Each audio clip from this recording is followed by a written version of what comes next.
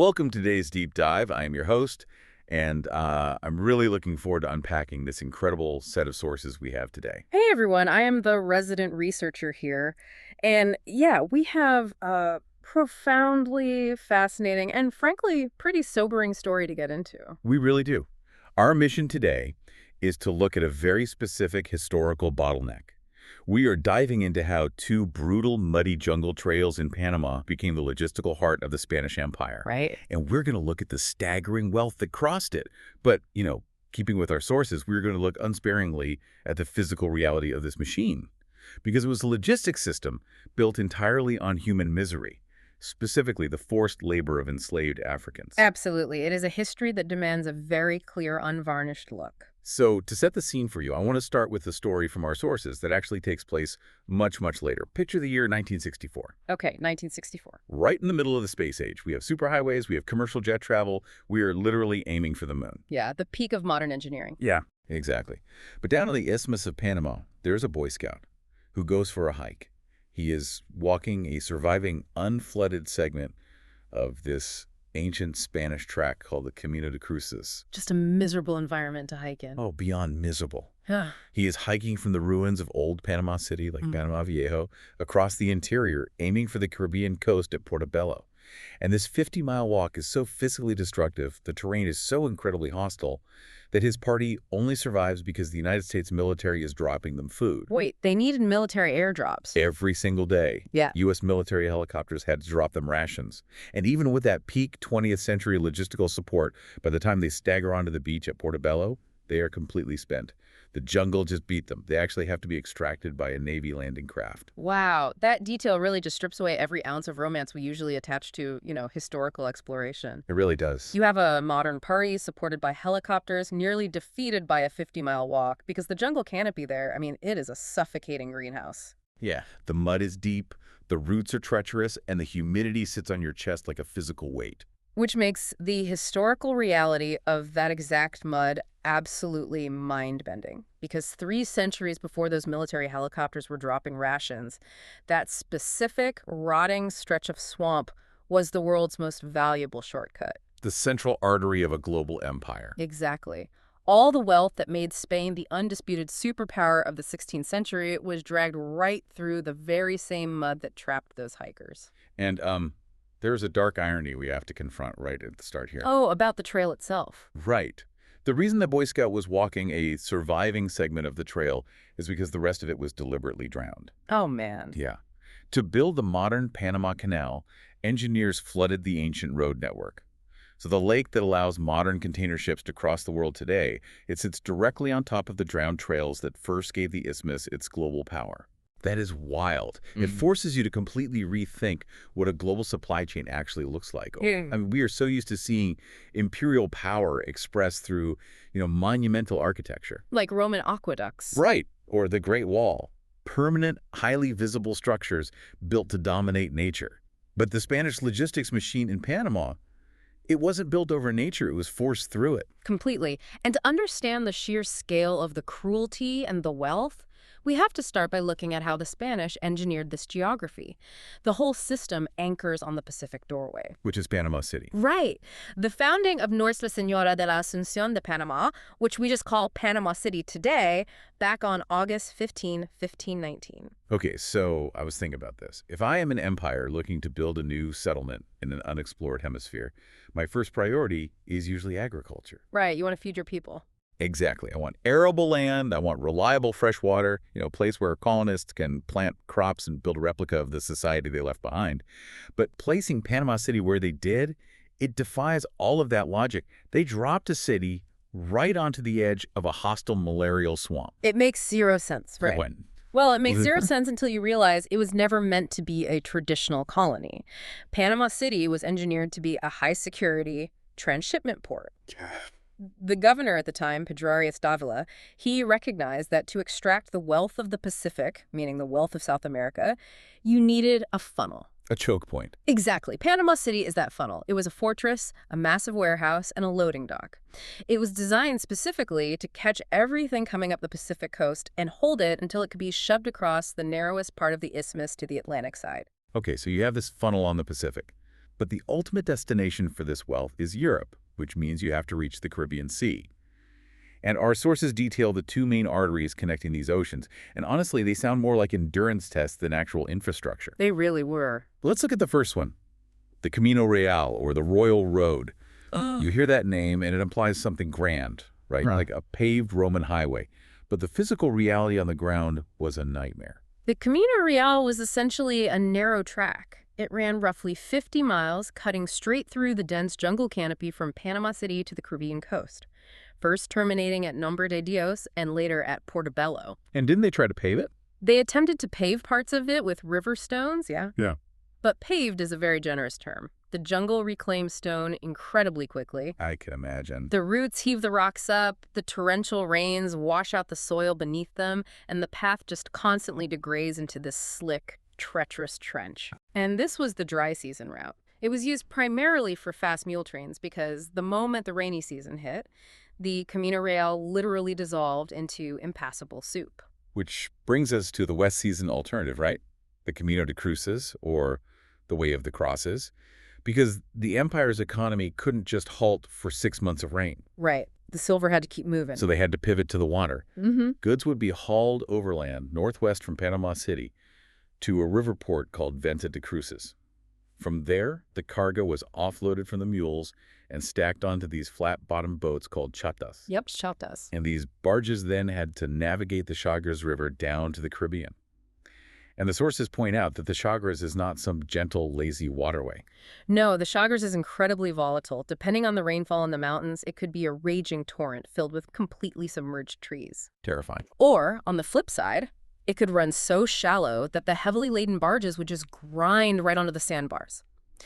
Navigating it required an immense, sustained output of human physical exertion. We're talking poling, rowing, and sometimes literally getting out into the water and dragging these massive wooden boats through the shallows. Let's just pause and visualize this setup for a second, because I want you to really picture this. Yeah. Imagine a modern global logistics network. You have massive container ships, high-speed rail, an entire continent producing unimaginable wealth. Right. But the central interchange for the entire planet, the absolute only way to get the goods from the factory to the consumer, is a 50-mile stretch of unpaved, flooded dirt driveway. That is a great way to put it. You are forcing the entire economic output of a hemisphere through a driveway where the trucks keep sinking up to their axles in mud. It's a miracle anything got through at all. And that fragility, that bottleneck, is really the defining characteristic of the Spanish Empire. They built a global highway system with a 50-mile broken bridge right in the middle of it. But the sheer volume of wealth they managed to force across that broken bridge, it fundamentally altered the economy of the entire planet. Well, let's talk about the cargo, because you don't subject people to that kind of geographical nightmare unless the payoff is astronomical. And the catalyst for all of this, according to the sources, happens down in South America. Francisco Pizarro brutally conquers the Inca Empire in the 1530s and 40s. But the real game changer is the opening of the Potosí Silver Mountain in modern-day Bolivia in 1545. Right. Potosí wasn't merely a mine, it was a geological anomaly. Meaning what? Exactly. I mean, it was an entire mountain composed of incredibly rich silver ore. Once the Spanish realized the scale of the deposit, and once they implemented the mercury amalgamation process to extract the silver more efficiently, it unleashed a torrent of wealth unparalleled in human history. Just a mountain of money. Literally. But getting that silver out of the Andes and into the Spanish treasury required a logistical chain of terrifying complexity. The journey of a single silver bar is exhausting just to think about. It is mined at altitude by enslaved and forced indigenous laborers. It is hauled down the Andes Mountains to the Pacific coast. Then it's loaded onto ships that have to sail all the way up the western coast of South America just to finally reach that funnel we talked about at Panama City. And then it hits our bottleneck. Right. The silver is unloaded in Panama City, stacked in the royal warehouses, and then it has to be physically carried. It is strapped onto the backs of mules or loaded onto those flat-bottomed chatas, hauled over the Camino Real or the Camino de Cruces through the malaria-infested jungle. Through the mud. Through the mud, until it finally reaches the Caribbean terminal cities. And only from there is it loaded onto the massive Atlantic treasure fleets, the Galeones de Tierra a Fame, to make the perilous ocean crossing back to Spain. I want to focus on the numbers our sources provide here because they almost break your brain. Yeah. At its absolute peak, right around the year 1600, That single mountain at Potosí was producing roughly 9 million silver pesos every single year. That is just a staggering amount of metal. It is. The annual flows crossing the Panamanian Isthmus being hauled through that mud we keep talking about are estimated at 100 to 200 tons of physical silver. And, we really have to analyze those figures carefully. Yeah. Every time we cite 100 to 200 tons, our sources are very clear. We're looking at a floor, not a ceiling. What do you mean? Well, those numbers come from the official Spanish tax registries. The Spanish crown levied a tax known as the quinto real, the royal fifth. Okay. They demanded a flat 20% cut of all precious metals extracted in the Americas. Ah, I see where this is going. Whenever you introduce a mandatory 20% tax in a system with this much physical friction, you automatically create an incentive for a massive black market. Exactly. The black market was arguably the primary economy. Contraband was systemic. How do they smuggle something as heavy as silver? Oh, merchants, ship captains, even the colonial officials themselves, they were constantly scheming to keep silver off the official ledgers. Silver bars were hidden in agricultural cargo, they were smuggled onto ships in the dead of night, or they were simply cast into everyday objects to avoid detection. Wait, they would make everyday items out of solid silver? Yeah, just to hide it in plain sight.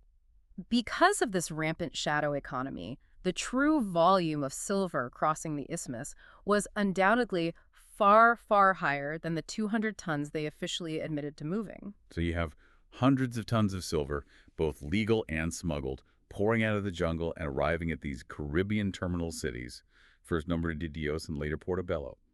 And the physical collision of all this wealth with this tiny, swampy outpost creates these massive pop-up trade fairs, the ferias. The contrast there is just jarring. For 10 months of the year, a place like Nombre de Dios was effectively a ghost town. Yeah, the environment was so toxic, so deeply infested with disease vectors that almost no one lived there voluntarily. It was a miserable, fever-ridden swamp. But once a year, the sails of the Atlantic treasure fleet would appear on the horizon. And the town instantly transforms. For 40 to 60 days, this wretched little swamp becomes the absolute trading capital of the Western world. You have European merchants offloading textiles, wine, iron tools, and manufactured goods, and they are violently colliding with the merchants who just arrived from Peru with mountains of silver. The physical infrastructure of the town simply could not handle the influx. We actually have to look at the eyewitness account from the English friar Thomas Gage in the 1630s. Oh, this is a crazy detail. It is. He describes standing in the streets of one of these terminal towns during the fair, watching the mules arrive, and he claims that the silver bars were stacked in the muddy streets, quote, like firewood. Okay, I have to ask, is that literal? Whenever I read primary sources from the 1600s, I always assume the writer is taking creative liberties. Gage is English, right? Yeah. He clearly has an anti-Spanish bias. Is he just trying to paint a picture of grotesque imperial gluttony? He absolutely has an agenda, yes. He wants to emphasize the careless hoarding of the Spanish, but historians validate the core of his observation. Really? They actually left it in the street. Think about the logistics. You have hundreds of tons of metal arriving simultaneously. The stone warehouses fill up almost immediately. There's simply nowhere else to put it. Wow. So under heavy armed guard, obviously, the merchants had no choice but to stack the excess silver bars directly in the public squares and the muddy streets, exposed to the torrential rain. Imagine being a sailor or a merchant arriving in this town. You are walking through ankle-deep mud, but piled up next to you are millions of dollars of solid silver just getting rained on. And the economics of the fair itself were just as chaotic as the silver stacks. It was an extreme microeconomy because you have thousands of people suddenly demanding shelter, food, and security in a town built for almost no one. The laws of supply and demand violently ruptured. Inflation just went through the roof. Unbelievable inflation. The cost of a simple meal, or a single room with a roof to sleep under, spiked to astronomical levels. A merchant could spend a significant fraction of his profits just surviving the 40 days of the fair. And survival was not guaranteed. The inflation was bad, but the biology of the place was deadly. Our sources highlight that the air in these coastal towns was thick with malaria and yellow fever. Right. The sudden influx of thousands of human hosts into a swamp breeding millions of mosquitoes created the perfect epidemiological storm for massive outbreaks. Every single season, hundreds of sailors, merchants, and laborers died. It's just staggering to think about the human toll of just being there. The Spanish recognized how indefensible and lethal Nombre de Dios was, which is why they eventually moved the fair to Portobelo in 1597. Portobelo had a deeper harbor and could be heavily fortified with stone castles. But it was still a swamp, right? Oh, it remained a biological death trap. Men traveled there to become incredibly wealthy, and very frequently, they just died in a fever ward. You know, the sheer volume of this physical silver, those mountains of metal sitting in the mud, the chaos of the fairs, the treacherous trails, it all creates an impossible physical equation. The Spanish had built an economic engine that required massive, continuous caloric output to function, but they were operating in a biome that rapidly destroyed human bodies. Exactly. And to solve this logistical crisis of their own making, they turned to one of the most brutal labor systems in human history. We really cannot discuss the wealth of the Spanish Empire without centering the agonizing human costs that made it possible. No, we can't. The logistics machine did not run on wheels or steam. It ran entirely on human misery. Let's lay out the demographics clearly based on the sources. Within a few decades of European contact, the indigenous population of the Panamanian Isthmus had been largely wiped out. Right, by imported diseases and the sheer violence of the initial conquest. So the Spanish literally lacked the local hands required to operate their bottleneck. And their solution to this self-inflicted labor shortage was the mass importation of enslaved Africans. The Spanish deliberately shipped thousands upon thousands of human beings into this lethal environment to serve as the physical engine of the global economy. The sources break down the deployment of this forced labor into three specific, incredibly lethal sectors. Let's examine what survival actually looked like in each one. First, you have pearl diving over in the Pacific, around the Pearl Islands. The biology of forced freediving is horrific. Enslaved people were forced into the ocean with no equipment, compelled to dive to extreme depths repeatedly, hour after hour, day after day. That sounds agonizing. It was. They faced the immediate dangers of drowning and shark attacks, but also the agonizing long-term neurological and physical damage of severe decompression sickness. And this was all to pull luxury items off the seabed to enrich the empire. Then you have the construction sector. Earlier, we talked about the Camino Real being partially stone-paved. The reality of how those stones got there is grim. Very grim. When you try to pave a jungle, you are fighting nature in its most aggressive form. Enslaved Africans were forced to clear virgin rainforest, fell massive hardwood trees, and manually excavate the mud. All by hand. All by hand. Then, under the searing equatorial sun or in blinding tropical downpours, they had to haul heavy river stones by hand and set them into the earth. It was backbreaking, joint-destroying labor in an environment teeming with venomous snakes biting insects and disease. But the largest sector, the one that truly kept the empire breathing, was logistics. You know, we use that word today, logistics, and it evokes clean, optimized efficiency. Barcodes, shipping containers, algorithms. Yeah, a very sterile concept today. Right. But the 16th century physical reality of logistics on the isthmus was a mathematically lethal grind. Consider the physics of moving a chata up or down the Chagres River. These were essentially massive, heavy wooden boxes designed to hold maximum cargo weight. Enslaved men were forced to propel these barges against volatile river currents using long wooden poles or oars. And if the river was low? If the river was low, they had to physically get out into the water, sink into the riverbed, and drag tons of wood and silver over the sandbars using raw muscle power. And on land, driving the mule trains isn't just taking a walk. You are navigating panicked, heavily loaded animals through steep, slick ravines, constantly hauling cargo back onto beasts that are themselves collapsing from exhaustion. The crucial factor here is the caloric deficit. What do you mean by that? Well, the Spanish were extracting thousands of calories of physical exertion from these enslaved individuals every day, but they were feeding them the absolute bare minimum required to keep them standing. The laborers were literally consumed by the work. Worked to death. Exactly. They were worked until their bodies suffered catastrophic physical breakdown, or until the tropical fevers against which their exhausted immune systems had no defense killed them. The silver of Potosí was subsidized by the deliberate, calculated destruction of enslaved African lives. It's incredibly heavy to process. But a system that is this uniquely brutal, this hyper-concentrated in its cruelty, inevitably breeds fierce resistance. You cannot subject thousands of human beings to those conditions without pushback. The people who survived didn't just submit to the machine, they broke out of it. Yeah. And they organized.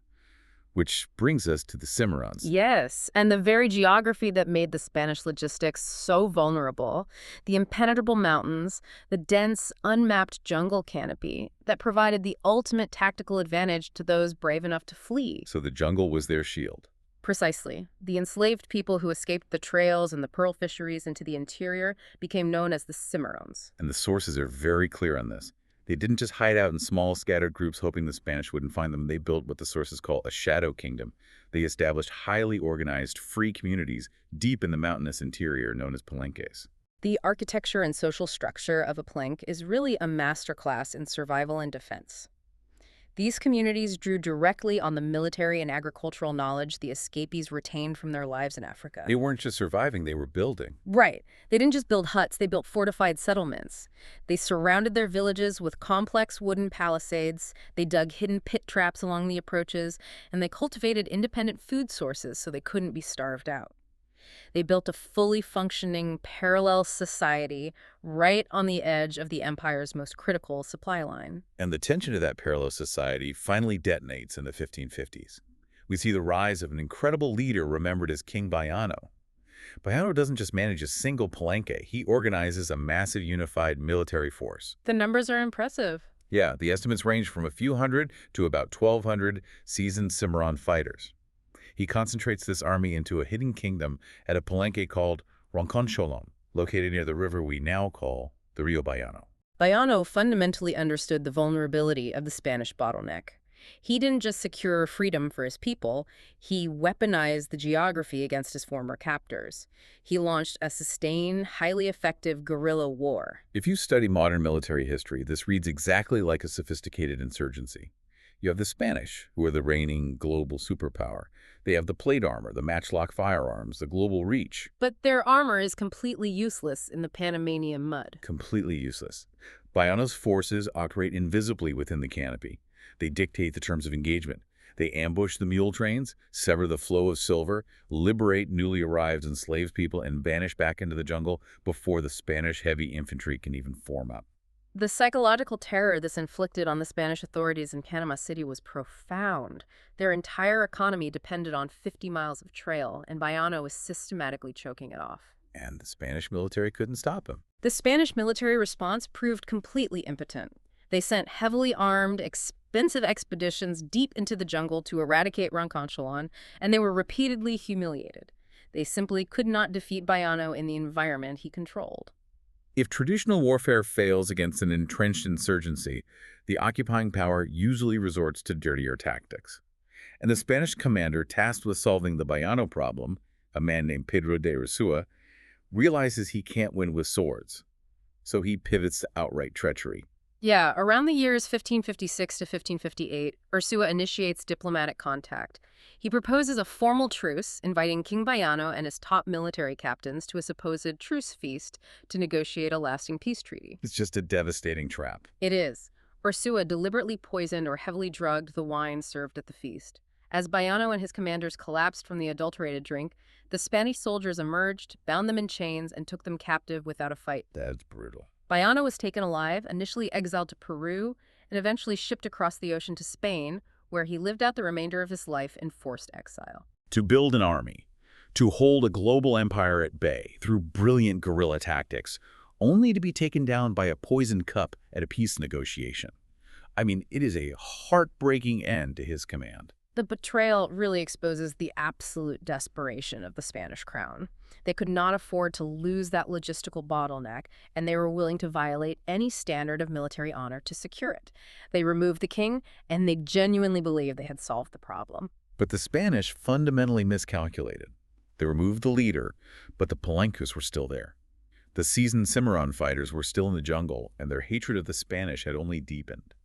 They were a highly capable military force just waiting for a new strategic opportunity, and that opportunity arrived from the sea. The entrance of a geopolitical wildcard into the Panamanian equation. Exactly. It's the year 1572. An English privateer named Francis Drake arrives on the Caribbean coast of Panama. His objective is entirely straightforward. He wants to bleed the Spanish silver fleets, and he starts with a bold move, successfully launching a surprise attack and sacking the town of Nombre de Dios. This moment requires us to strip away the Hollywood mythology of the swashbuckling pirate. Right, he's not Jack Sparrow. No. Drake sacks the coastal town, yes. But as he looks toward the interior, he has a profound, sobering realization. Taking an exposed coastal town from the sea is one tactical problem, but taking the massive, heavily guarded treasure trains, moving through the deep interior, and actually surviving the lethal Panamanian terrain long enough to get the treasure back to the ships, that is physically impossible for a crew of English sailors. If Drake's crew marched into that jungle alone, the malaria, the terrain, and the sheer lack of navigational knowledge would wipe them out before the Spanish heavy infantry even had to draw a sword. Drake recognizes his own vulnerability. He realizes that to strike the true heart of the Spanish logistics machine, he has to partner with the only people who actually possess mastery over the jungle biome. The cimarrones. The sources document this incredible alliance forged between Drake and the free communities, brokered initially through a cimarrón named Diego. Yeah. But we need to look at the mechanics of this alliance. Because, we usually hear these stories framed as lone wolf European rogues outsmarting empires. Right. Why on earth would the cimarrones, who have built a self-sustaining society, trust an English pirate? What is the actual exchange of value here? The alliance was rooted entirely in cold mutual pragmatism. The cimarrones conducted a highly sophisticated strategic assessment of what Drake offered. Drake brought English firearms, powder, and shot, Which they needed. technology the cimarrones desperately needed to defend their palenques against ongoing Spanish incursions. And crucially, he brought a shared violent enmity toward the Spanish crown. But the cimarrones brought the far more valuable assets to the table. Drake brought weapons, but the cimarrones brought the capacity to survive. The English were entirely dependent on the cimarrones. The cimarron intelligence network was flawless. I mean, they knew the exact schedules of the Spanish treasure trains and the troop movements. They provided expert scouts who could move silently through the canopy, mapping the ambush points. They were the ultimate guides. They provided the indigenous food sources that kept the English crew from starving to death. Most importantly, they provided the navigational guides. Without them, Drake's crew would have been hopelessly lost in a matter of hours. It evolved into an incredibly diverse, multinational coalition. You have English Protestant sailors, escaped African warriors, and eventually, the sources mention, they are joined by a party of French Huguenot corsairs led by a captain named Guillaume le Testu. Yeah. This is a multiracial, multi-religious strike force united by a single, highly focused objective, severing the Spanish supply line. And with the alliance cemented, they bypass the heavily fortified coastal terminals and prepare to strike the Spanish where they feel most secure deep inside the interior bottleneck. The actual execution of this raid reads like cinematic fiction, but it is deeply documented history. On February 11, 1573, the Cimarron guides lead Drake and his lieutenant, John Oxenham, up to a massive towering tree high on a ridge. And the detail here is amazing. Yeah, the Cimarrones have actually taken the time to chop physical steps into the trunk of this giant tree. Drake and Oxenham climb these steps, push through the upper canopy, and from that vantage point, they look out and become the very first Englishmen to lay eyes on the Pacific Ocean. The historical echo here is deliberate and powerful. 60 years earlier, Vasco Núñez de Balboa had crossed the same isthmus and become the first European to view the Pacific. Now, Drake is looking at that same vast ocean, the ultimate source of Spanish wealth. Right. The sources record that Drake made a solemn vow at the top of that tree, swearing that he would one day sail an English ship upon that sea. And he makes good on that vow later in his career. But at that moment, they have a massive logistical operation to execute. They climb down the tree and prepare the trap. The climax arrives a few weeks later, on April 1st, 1573. The combined Anglo-French Cimarron force sets up a massive ambush near the San Francisco River, right on the Spanish Trail. They are waiting for a fully loaded treasure train making the trek from the Pacific. The ambush triggers a violently chaotic firefight. The Spanish guards, knowing their lives depend on the cargo, fight back ferociously. During the close-quarters combat, the French corsair captain Guillaume le Testu is mortally wounded and killed. Wow. But the sheer surprise and tactical positioning of the Allied force overwhelms the Spanish defenses. The raiders successfully capture the entire mule train, and the volume of wealth they suddenly possess is just staggering. Contemporary accounts estimate they captured tens of tons of raw silver and gold. But this is where the physics of the environment reassert themselves in the most ironic way imaginable. They win the battle, they secure the treasure, but they literally capture too much. The heist succeeds, but the extraction plan collapses under the sheer weight of the prize. They are miles deep in the unforgiving jungle. The Spanish mules are either dead, severely wounded, or scattered into the brush. And they can't carry it. The surviving English and French sailors, along with the cimarrón fighters, physically cannot lift tens of tons of silver. You cannot haul that kind of dead weight on your back through knee-deep mud while a Spanish quick reaction force is likely mobilizing to hunt you down. So what do you do when you are standing over millions of dollars that you cannot physically lift? You perform a brutal triage based on elemental density. Gold is significantly more valuable per ounce than silver, so they strip the train of all the gold they can physically pack into their clothing and satchels. And the rest. And then, in one of the most remarkable logistical decisions of the era, they systematically bury the silver. They dig into the mud, hide tens of tons of silver bars beneath fallen trees, into the riverbanks, and under the rotting vegetation of the Panamanian jungle, and they flee for the coast, carrying only the gold. They buried the silver. It is the ultimate testament to the reality of the terrain. The Spanish built a machine to move metal, but without the forced labor to push it, the metal is just heavy rocks sinking back into the mud. While the image of buried treasure is striking, the geopolitical impact of the raid was earth-shattering. The loss of the silver was painful for Spain, but the loss of their aura of invincibility was catastrophic. This raid proved, definitively and publicly, that Panama was the Achilles heel of the entire global empire. It exposed the absolute fragility of the bottleneck. Completely. Spain was extracting the wealth of a newly conquered hemisphere. They were funding massive armies in Europe and building armadas based entirely on the assumption that the silver flow was secure. But all of that global dominance had to squeeze through 50 miles of mud. Yep. This raid proved that you did not need a massive opposing army or a fleet of galleons to cripple the Spanish Empire. A few dozen determined European sailors, guided by the local intelligence of the people the empire had brutalized, could walk into the jungle and successfully sever the carotid artery of the global economy. The Spanish Empire engineered its own greatest vulnerability. They created an impossible geographical choke point, and they tried to overcome the geography by importing an enslaved labor force. But that labor force refused to break, escaped into the jungle, and eventually provided the exact tactical leverage required to bring the empire to its knees. It is a stunning cycle of cruelty creating the mechanism of its own destruction. The physical reality of the Panamanian trails fundamentally redefines how we should study historical logistics. It wasn't a triumph of engineering. It was a brutal war of attrition against the environment, subsidized entirely by human suffering. We have covered immense ground today. We started with the visceral image of that Boy Scout in 1964, struggling through the deep mud of the Camino de Cruces, relying on modern helicopters just to survive the terrain.